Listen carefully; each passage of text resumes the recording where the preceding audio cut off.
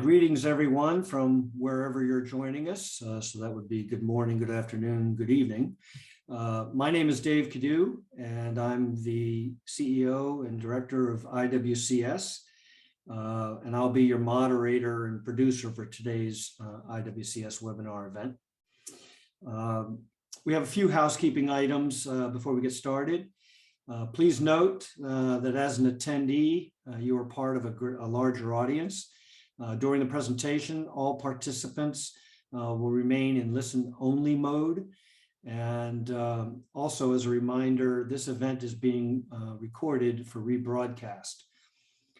We encourage you to submit written questions anytime during the presentation using the chat panel on the right of your screen. Please use the chat panel that's in the webinar platform instead of the chat panel in Zoom. So again, provide your questions in the panel to the right of your screen. And after typing your questions in the space at the bottom, hit the send button, and your questions will be addressed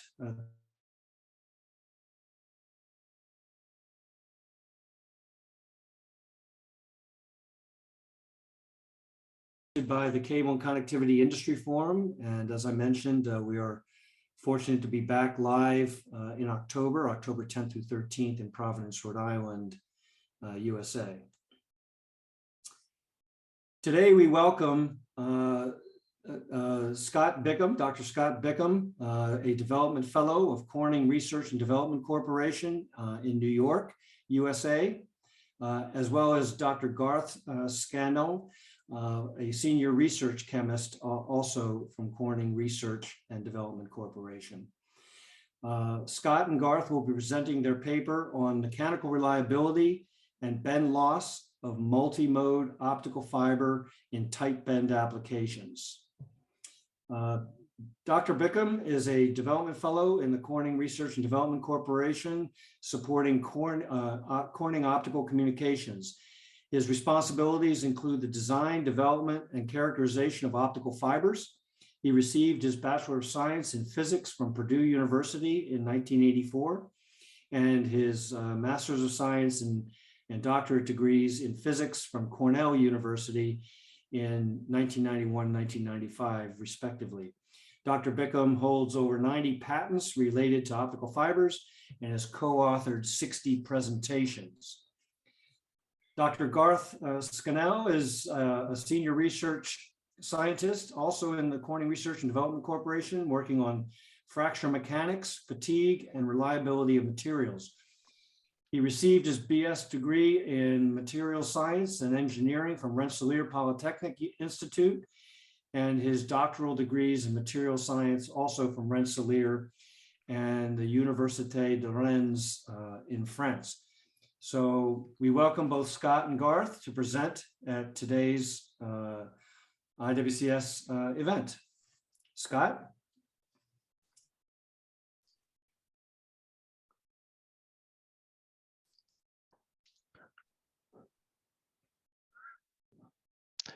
Thank you, Dave. Go to full screen mode. And thank you to all the participants who signed in. It's nice to have an audience for kind of a niche technical topic.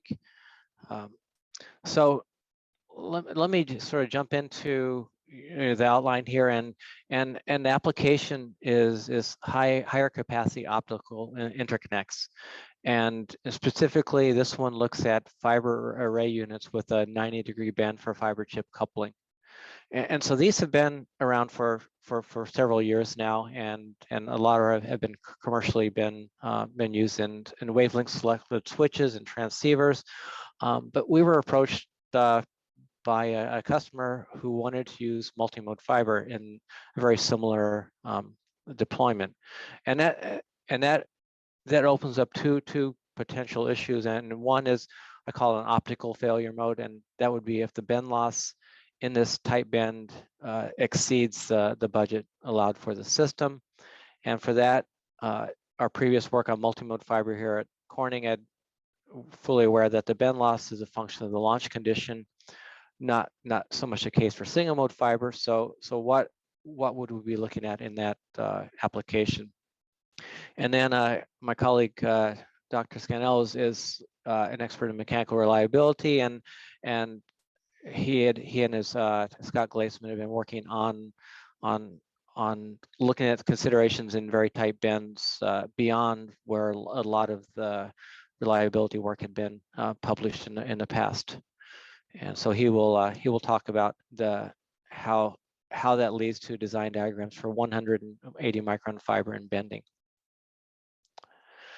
And so this is a common sort of picture where you're looking at where is higher bandwidth density needed in data centers. Certainly other applications as well. And particularly we see new switch architectures and transceivers are requiring higher density interconnects, where they're trying to pack a lot of I guess fibers into the same space, or maybe use multi-core fibers to get more optical transmission paths.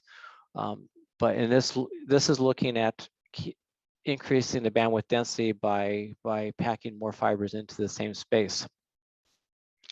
And so these are stock pictures, not great from a technical diagram.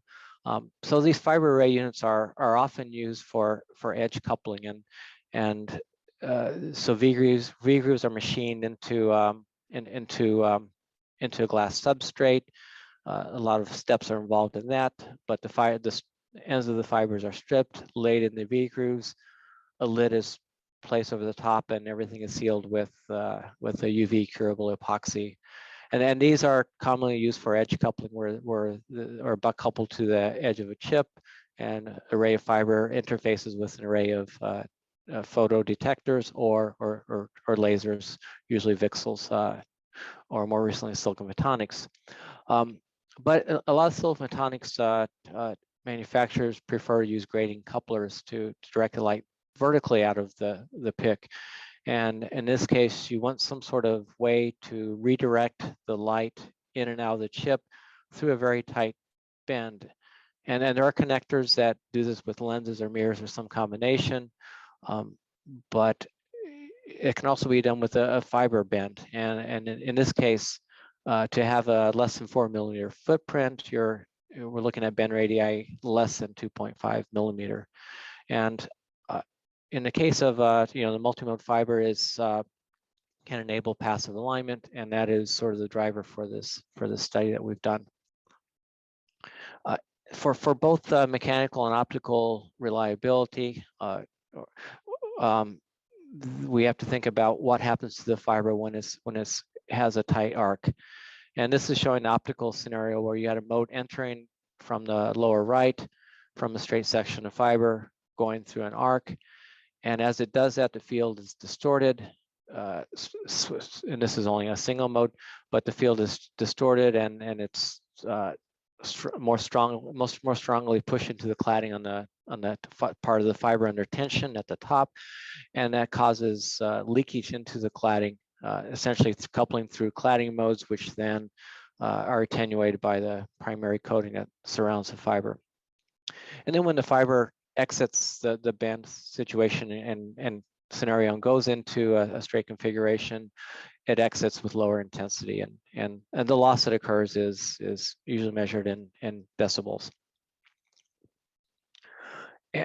So band and sensitive multimode fibers have been around for over 10 years now, and very similar to band and sensitive single mode fibers, trenches, a low index fluorine doped trench is normally used in a inner cladding region to provide an energy barrier to keep light from escaping into the cladding. And this is shown a core delta, relative delta, usually about 1% index change, and the radius A is typically around 25 microns for standard OM3 or OM4 multimode fiber. And what this, and I'll show some bend loss data with and without this feature in the cladding. But I will say that typically these fibers are designed to enable up to half a dB for 2 7.5 millimeter radius bends. And so that's not a super tight bend situation, but it's a lot more than has been looked at in legacy multimode fiber. And I will say that the 15 millimeter alignment micron alignment tolerance. There's a paper by Akamoto-san published in 2016 that shows that work. So what's showing here is, and this is from a IWCS paper we presented, I think in 2009. On the left is bend loss at 850 nanometers plotted versus number of turns. And two things stand out on this. As bend radius gets tighter from bottom to top, see the bend loss rapidly exceeds half a dB even for one turn. And another thing to note is that the bend loss is sort of a natural logarithm where with an increasing number of turns, the incremental bend loss decreases. And in this case, you see it doesn't really plateau for any of these for legacy multimode fiber, but on the right, for a bend insensitive multimode fiber, for the same bend conditions, I'm sorry, my light is on timer. You see that the scale is a factor of 5, or is 20% smaller than on the left, and you see that the bend loss actually in the very lowest level is linear with number of turns rather than logarithmic as shown. You can at the 5 millimeter bend radius curve at the top. And so there's some our paper in 2009 presented the theory behind that, and one thing that's a consequence of this is at one turn you can couple a higher fraction of light out, and it's not recoupled into the same mode without some sort of offset splice or other perturbation. And so what is the mechanism for the bend loss? And I could really invert this plot on the left, but that's confusing. As energy fills the core of the multimode fiber, and here I'm showing 1310 nanometers where there are 11 or 12 guided mode groups. So the mode group 1 is most tightly bound at the center of the core as the highest effective group index. Mode group 2, 3, and 4 as a higher fraction of the core is filled. And for these mode groups, we can calculate a critical radius that depends on alpha, the curvature of the core, the size of the relative refractive index, and P is a mode group number. And this critical radius increases linearly with the mode group number, and this sort of tells you where these mode groups live in the core, where they propagate in the core. So, for example, in mode group 7, it's effective radius of propagation is around 15 microns. So it's about 30% or 60%, and fills about 60% of the core. Another thing to note is because there are more modes in each mode group, the energy carried by each mode group is proportional to the number of modes. And so in this case, the 3 outer mode groups carry about 45% of the power if an overfilled launch is the energy coupling into the core. And so typically the industry looks at 850 nanometer VCSELs, and look at the bottom first, and these are measured near fields from a pigtailed VCSEL. And so this is output of a multimode fiber that's coupled to the VCSEL, and you can see that the speckle, but more so ever, you see that that if the VCSEL is hot inside, it only fills about 50% or a little more of the core. Typical fills about 75%, 80% of the core, and then hot outside can fill as much as 90% of the core. And in a measurement lab, we approximate these VCSEL launches with coherent launches. An overfilled launch fills about 90% of the core, circled flux 80%. LPS is limited phase space, which fills about 70%, and so on to these restricted mode launches or restricted mode launch with a bend. And you could even add a single mode launch to the right. But these are useful for understanding, characterizing bend loss, and sometimes even modal bandwidth as a function of the launch condition. And so the circle flux is an integrated intensity of these different launches, and the gray curves on this plot are the VCSELs, 3 of which you just saw in the previous slide. And the point of this is showing those different launch conditions where, for example, at 17.5 millimeter radius, Encircled flux fills about 80% of the core, but these hotter inside launches that look like an LPS fill about 90% of the core, and only about 10% of the energy is coupled to the outside of the core. And that's important because that's where the bend sensitive mode groups are. These are the least tightly bound mode groups in the core. And so we're assuming that the launch from a silicon photonics laser falls in somewhere in this distribution. And if we can tailor that launch, how tightly do we need to tailor it so we can meet the bend performance requirements?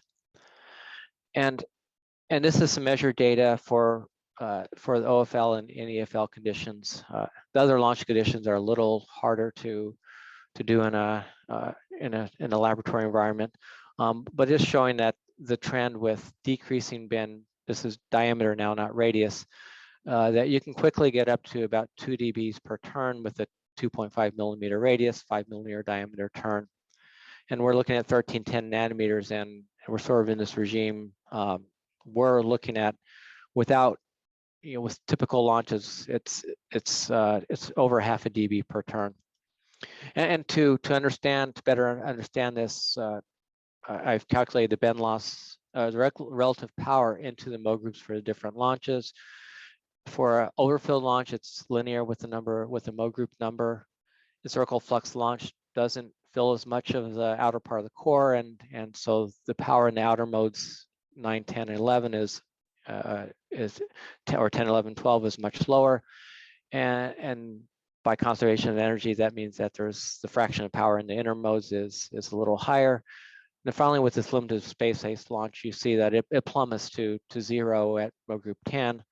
And so it really only couples strongly into the middle mode groups 6, 7, and 8 of the core. And so sort of putting these together, and this is my last slide before we look at mechanical reliability. But what's plotted here is calculated bend loss versus number of turns at 2.5 millimeter radius. And it's calculated, but this was, the calculation was calibrated by the measured data. And what's shown is here you certainly see the natural log behavior that I discussed earlier, but the bend loss for 1/4 turn, which would be like coupled in and out of the bend loss, the type bend loss multimode fiber, is about 0.5 dBs for a limited phase-based launch. But in contrast, it's a little over 1 dB for an overfilled launch. And I reproduced the launch conditions on the lower side, and so in a application environment, we're typically looking for less than 1 dB of additional loss from or half a dB loss of each connector, so 1 dB loss total. I certainly want the bend loss component of that to be lower than 0.5 dBs.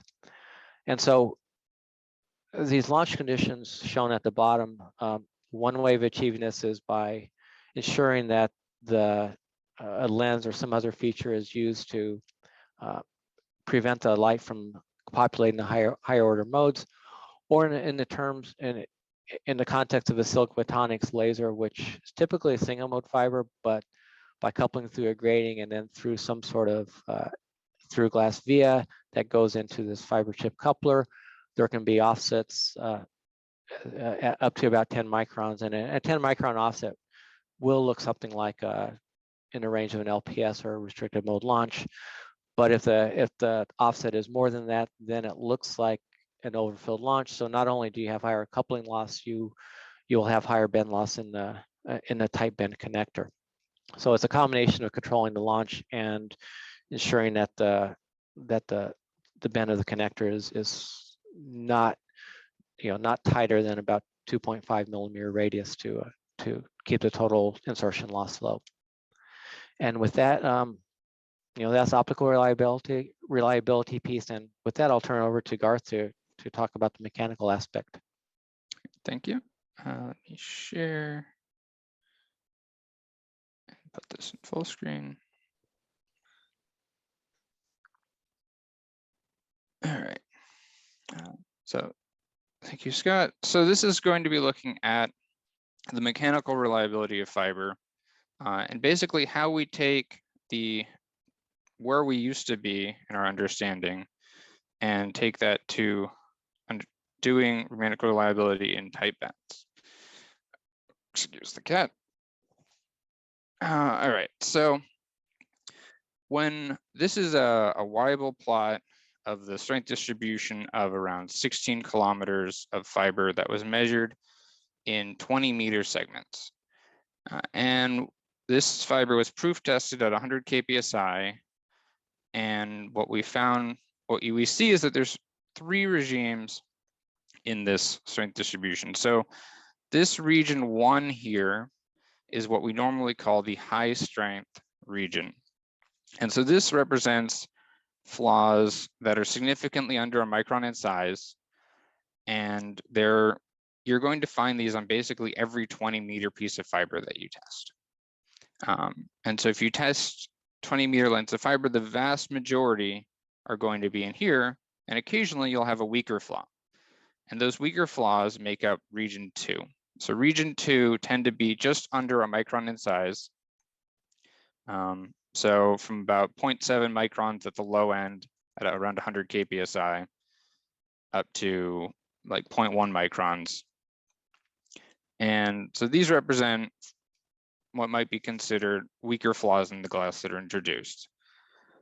And then region 3 here is where the strength distribution tapers off at under 100 kpsi because we're proof testing it. So we're filtering out the flaws below this point. And there's still a few that fall in here because of fatigue, but mostly these flaws have been screened out. Now that's 20-meter gauge lengths, and we're talking about fiber and tight bends. So a common way to measure fiber and tight bends is this 2-point bend setup, where you have this fiber that's bent and you push down on it and you're stressing an extremely small area of the surface of the fiber. And this is pretty commonly used, but what we end up seeing in the strength distribution is that we have a much stronger strength distribution that does not have the same slope as this region 1. And what that means is that these flaws, the flaws that we're testing in 2-point bend, are not representative of this high strength regime.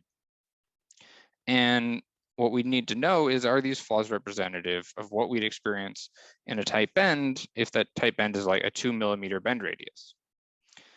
And in between, another common measurement is this 0.5 meter gauge length. So this might be tested on an instron.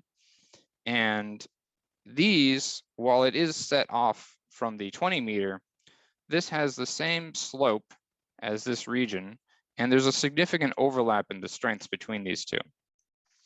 And so these flaws that we're testing in the 0.5 meter gauge length are similar, or the same population as these in region 1. So this was, now we're going to walk through the different historical ways this was looked at and expanded, and then we're going to get into how we need to improve that to look at tight bends. So the first thing that we improve is that we measure a lot more fiber to really understand this region 2 where the flaws are introduced. So Corning measured almost 4,000 kilometers of fiber in 20-meter gauge lengths, and they measured it up to around 300 to 400 kpsi using this continuous fiber tester machine. So this piece of equipment, basically it's set up so you have this reel of fiber that goes through, has 10 meters out and 10 meters back, and then is taken up on another reel of fiber. And this load cell pulls back and applies the stress that we want to apply in uniaxial tension. And it'll apply the stress up to a given amount. So we can specify anything from 100 up till failure. And so in this case, we say 350 for this plot. And then it stops if it doesn't fail, winds it onto the take-up reel, and then we test the next 20 meters of fiber. And so because the failure probability is fairly low at this stress in this region 2, you're only breaking one of 100 or one of several hundred. So most of the time it's just running and you're getting suspensions that, okay, we know that was stronger than this. So we're getting a lot of suspensions, then we're getting a lot of information on this low end that wouldn't be possible just by the amount of time the testing would take. So we have this distribution, but this is our tested strength. And what we really need for everything going forward is the inert strength. So using the fatigue understanding that we know for silica, we can correct this distribution. And so I know these arrows are pointing to the left. So this on the right is the inert distribution that we calculated. And then when it fatigues during testing, it goes to here.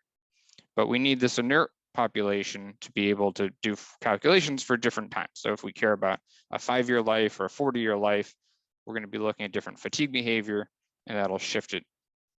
And so we'll get into that later. But we have this improved distribution for region 1, region 2. All right, so with that improved distribution, this is a 20-meter length, but we want to look at other lengths. So now we can scale these lengths, the distribution to different lengths. And so this is just, it's a pretty simple length scaling, and we can scale it down 5 meters or 1 meter, and we see that just shifts it vertically in failure probability. Or we can shift it up to 100 meters, 1 kilometer, 10 kilometers. And you can pick whatever length you want to scale it to. So we have it scaled to those lengths. And so we're going to be looking at these plots a lot.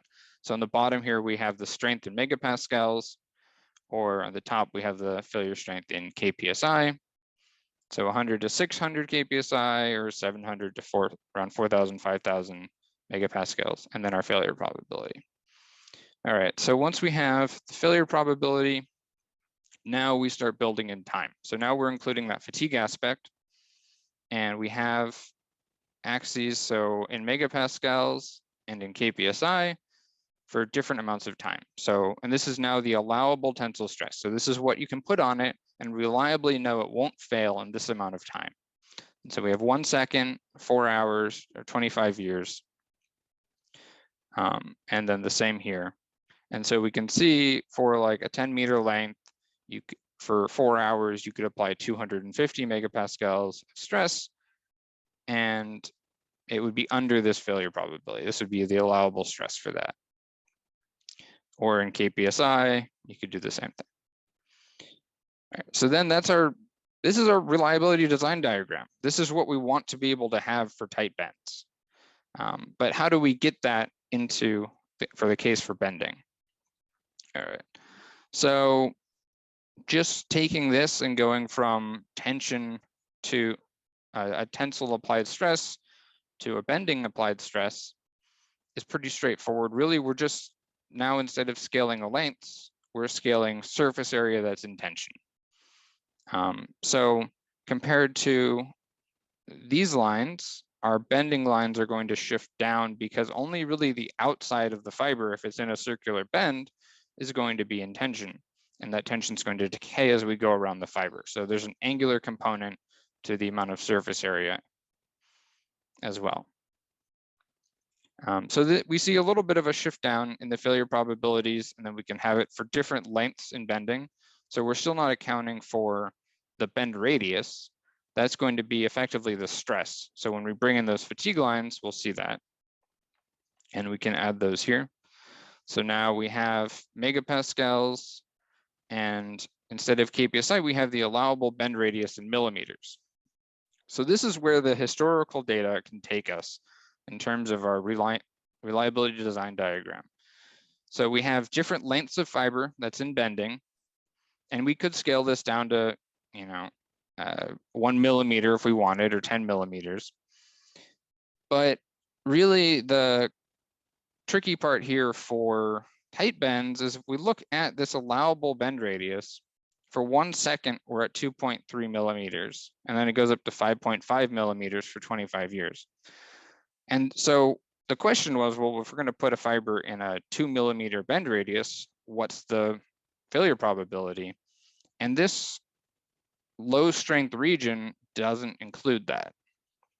So now we have to go look at the high strength region to try and understand what our failure probability is going to be. All right. All right, so yeah, our small bend radii are going to be in here. And if we remember that plot, that's in this section. So we have this region 1, our high strength, our half meter, and our 2-point bend. And then we're going to try and scale those and incorporate that into this distribution to understand what the reliability is going to be. All right, so Scott Glazman and Yin, who did this work initially, took this 3 different data sets. So this lower data set here is 20-meter gauge length, or 20-meter lengths of fiber that were tested up to 600 kpsi. And then if they didn't fail, it was stopped and there was a suspension. And then if they failed, they rewound it and continued testing. And then this red data set here is 20-meter lengths that were tested to failure. So when we're testing, and I think it was around 1,000 measurements. So when we test 1,000 measurements to failure, we get a few that are down here, but the vast majority of them are in this high strength region. And finally, this blue set here is half-meter gauge lengths. So half-meter gauge lengths had the same high strength region, but so the same region 1, but then region 2 down here, which is the low strength region, was shifted down because we're measuring the failure probability is lower on a smaller data set. So what they needed to do was combine these to get a continuous curve. And what they did was they took all of these data sets and scaled them to a 0.5 millimeter gauge length. So they basically took the fiber and chunked it up theoretically into 0.5 millimeter gauge lengths. And then for each test that they had done, one of these 0.5 millimeters failed at that stress. That's where the flaw was. And then they knew everything else was stronger than that. So they ended up just creating a lot of suspensions.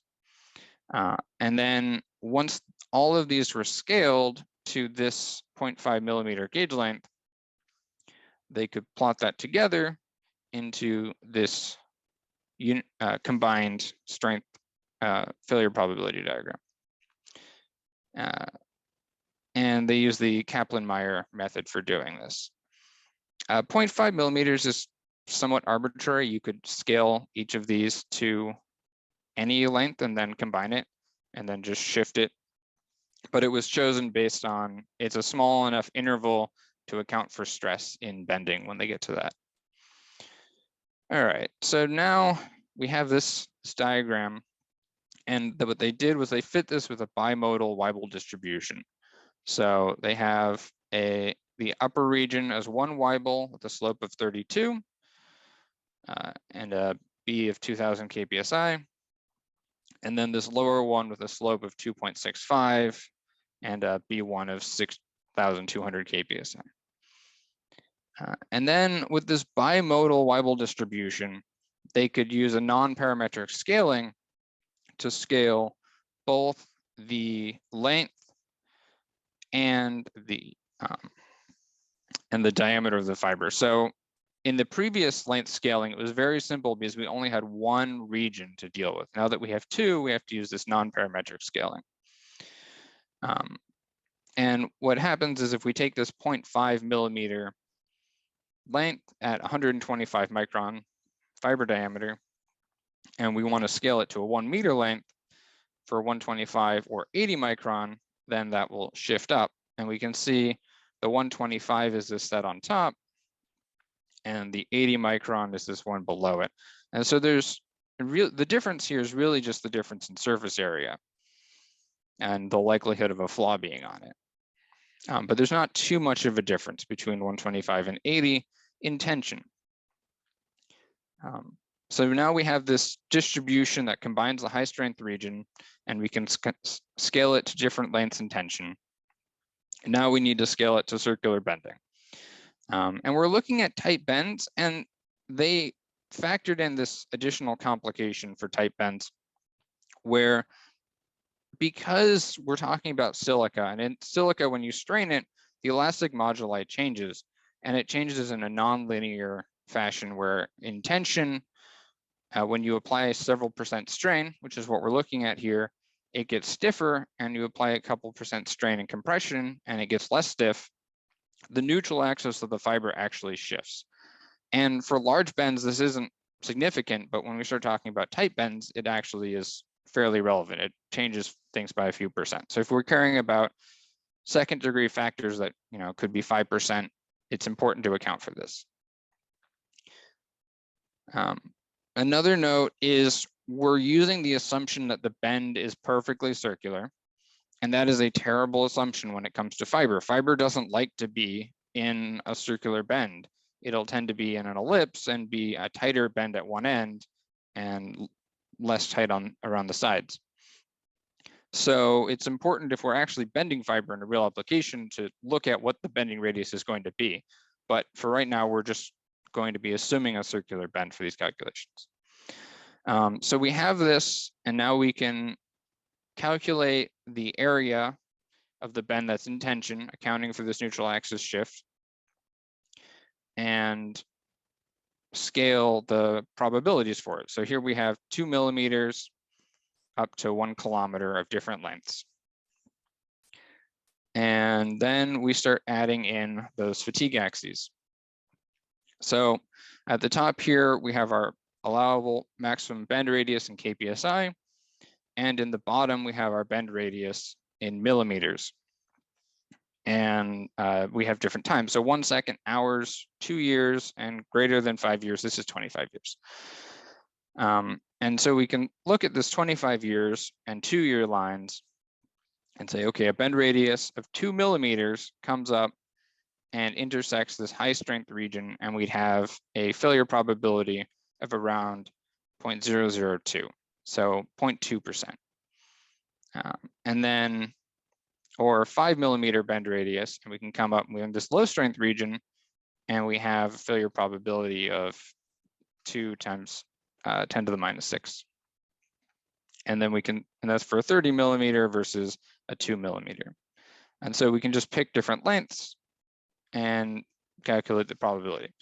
But this is a high failure probability for this. So we want, okay, what is the benefit for 80 micron? And so now here's in red, we have a 30 millimeter length of fiber that's in bending. That's 125 micron radius fiber. And in green, we have 80 micron radius fiber. And here we have the bend radius on these axes, and we have the stress at the very bottom in kpsi and the stress at the top in megapascals. So here, if we look at 125, the 2 millimeter bend radius ends up in this high strength region with a really high failure rate of around 0.05 or 0.03. But for 80 micron, this 2 millimeter bend radius is in the low strength region and is really not that much worse than a 5 millimeter bend radius in 125 micron fiber. So there's very little change in your failure probability in this regime, but once you get into this high strength regime, there's a huge increase in your failure probability. And there's not much of a change in bend radius. So if you're off a little bit, your failure probability goes way up. So really sensitive. And the takeaway here is really to avoid this region. You really want to make sure that you're not dealing with this. You can have an acceptable failure rate if you can control it really, really well, but small deviations will have a huge impact on the failure probability. And if you can stay in this region, if your radius varies a little bit, there's a very small change in your failure probability. All right, and that gets us to our summary. Scott, you put yours on top, so do you want to go through those first?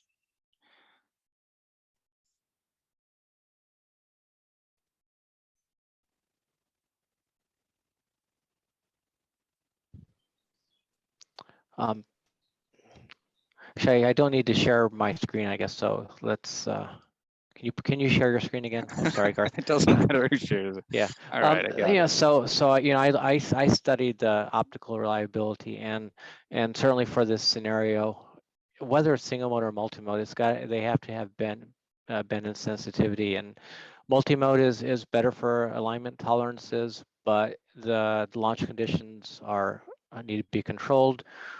Single mode fiber in these situations, the launch isn't as critical, but you really have to be concerned about how the single mode fiber behaves in short lengths. It is make sure it's pristinely single moded in whatever application is being pursued. And Garth, you have the strength part, so. Yep. So we were able to make the design diagram for fiber and bending for a range of different bend radii and lifetimes. And really for this, it's important that you have the complete strength distribution. So you need to have the high strength region and the low strength region when making reliability predictions.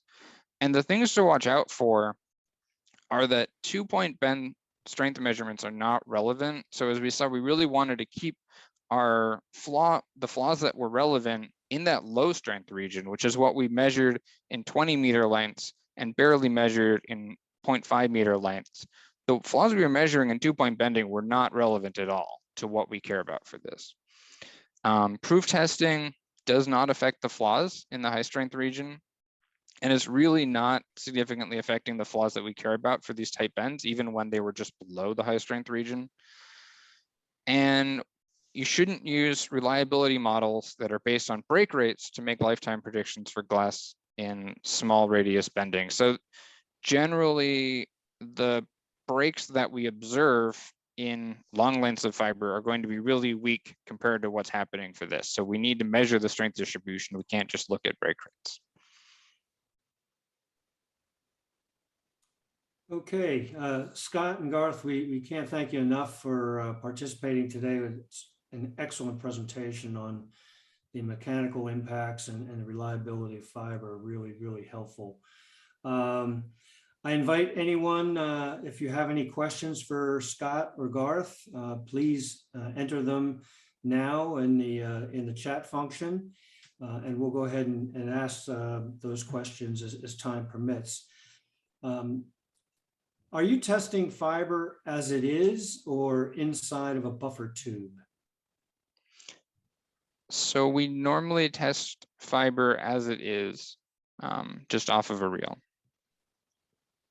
Okay, is there a difference necessarily in the impacts mechanically or in reliability from your tests?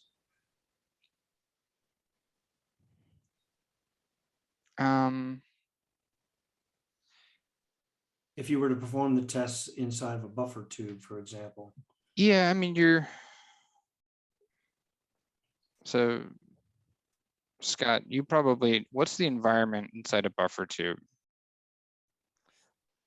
Normally it's tight buffers, so there is certainly a processing step to do that. So in between the bare fiber, there could be an offline coloring, and then an extrusion process where the buffer tube is encased of fiber. Sometimes there can be some aramid yarn in there, usually not a strength element. Yeah, so there's a small chance of increasing the number of flaws you have in your fiber, but when we start getting to the lengths of fiber that are going to be when we consider it in a tight bend, and where the distribution would change because of that, it's going to have a pretty small impact in the difference between the two. Very good. What are the mechanical performance criteria that are needed in a buffer tube to protect the fiber from degradation?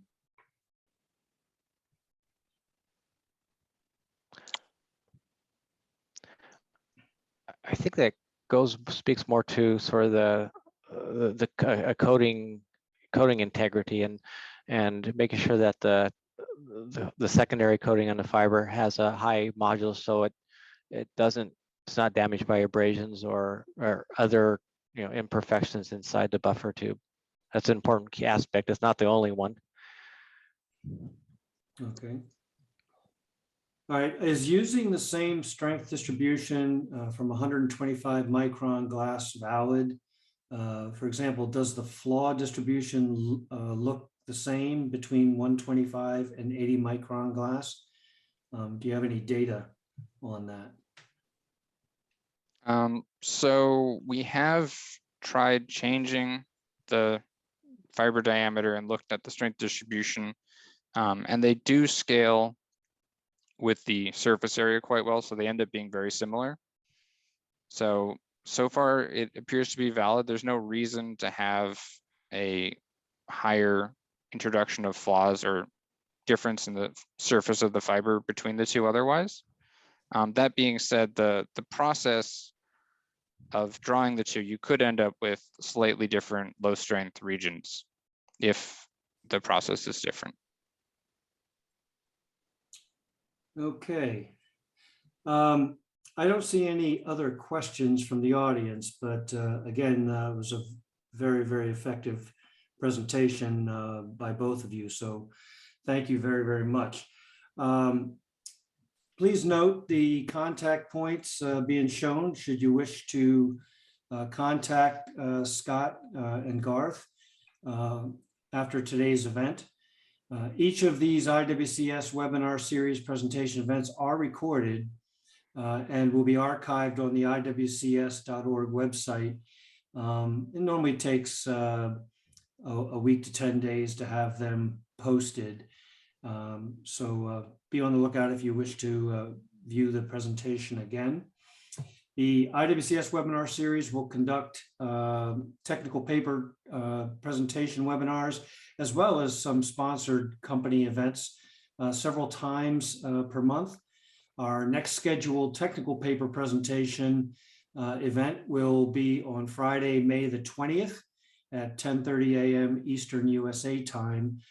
Each of you will be receiving an announcement for the event.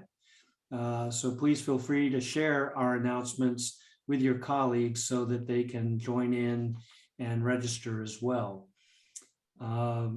Before we conclude, let's check and see if there's any last minute questions for Scott and Garth.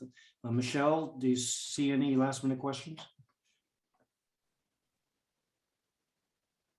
I do.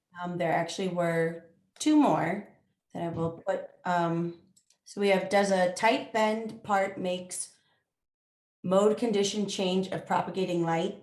If yes, how much? Sure. Yeah, that's on that figure I showed with for the different launch conditions. There's certainly this band can be used as a mode conditioner, and rumors that historically it was used in legacy multimode systems to a paperclip or something to induce a bend and strip out the higher order modes to improve the bandwidth. Whether that's true or not, but certainly it's there's some interesting physics. The light coming into the band and what exits and during the band is actually elliptical, and you know, it's probably beyond the scope here, but it is doing some strong perturbation and conditioning of the light.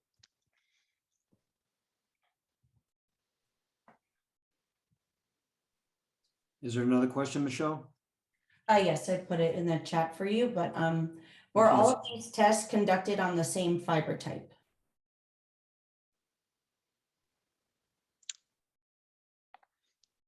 I believe the vast majority of it all was. I'm not exactly familiar with what all of the historical data was, but the more recent ones I believe were. We have tested fibers drawn at or made at different locations and not seeing anything statistically odd. Okay. All right, with that, again, we thank you for your participation and those interesting questions as well. It is important that we all recognize and thank our IWCS partner sponsors who contribute greatly to the success of our Cable and Connectivity Industry Forum. Without their strong leadership and generosity, we would not be able to bring these important technical innovations and information to you and our global community. Again, thank you to these leading suppliers, including Corning Optical Cable. We very much appreciate that. And again, thank you to these leading suppliers in our industry. For over 70 years, IWCS Cable and Connectivity Industry Forum has been the recognized leader in showcasing new technologies in cable and connectivity products, processes, and applications. With perseverance and confidence, we will be having our 71st annual Cable and Connectivity Industry Forum taking place live in Providence, Rhode Island, USA, on Monday through Thursday, October 10th through the 13th in 2022 at the Rhode Island Convention Center. Please watch your inbox, social media, and our website to learn more as this exciting information becomes available. Visit IWCS.org for more details, and we hope to see you as well as your participation to deliver a paper. Our abstract submittal site is still open, so if you have any ideas to put together a brief abstract for a paper, we very much love to hear from you. So please submit those. Today is a deadline, but we will keep that open for a few days more should you wish to enter a brief abstract. So thank you for participating, and this concludes today's webinar event. Everyone have a great and safe and healthy weekend. All the best.